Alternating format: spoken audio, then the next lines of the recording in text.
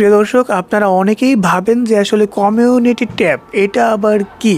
So দর্শক, এটা কিন্তু নতুন কোনো ফিচার না, এটা কিন্তু অনেক দিন আগের একটা ফিচার, যেটা কিন্তু 1000 সাবস্ক্রাইব হলে আগে দেওয়া হতো, পরবর্তীতে সংশোধন করে 500 সাবস্ক্রাইবার নিয়ে এসেছিলো।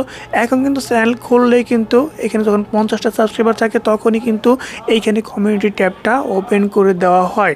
সো দর্শক, ভিডিওটা কন্টিনিউ করার আগে আবার একটি কথা না বললে নয়, আপনারা আমাদের চ্যানেলটি এখনই সাবস্ক্রাইব করে এই ভিডিওটা প্রথম থেকে শেষ পর্যন্ত কন্টিনিউ করা শুরু করে দিই।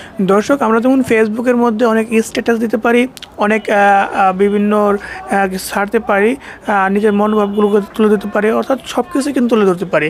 কমিউনিটি ট্যাবটা যখন ওপেন হয়ে যাবে আপনার, তখন কিন্তু আপনি বিভিন্ন পিকচার ছাড়তে পারবেন, আপনি বিভিন্ন লেখা লিখতে পারবেন, বিভিন্ন ভিডিও লিঙ্ক সেখানে শেয়ার করতে পারবেন। সো প্রিয় দর্শক, এটা কীভাবে করবেন সেটা এখন দেখাবো। দর্শক, এইখান থেকে আমাকে ইউটিউবে চলে যেতে হবে। আপনি সাধারণত যেভাবে পোস্ট করেন সেটাই করতে হবে।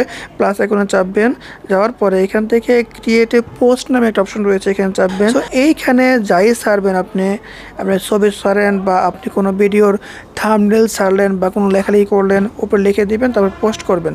সো এটা কিন্তু কমিউনিটি ট্যাবের মধ্যে কিন্তু আপনার পোস্টটা হবে।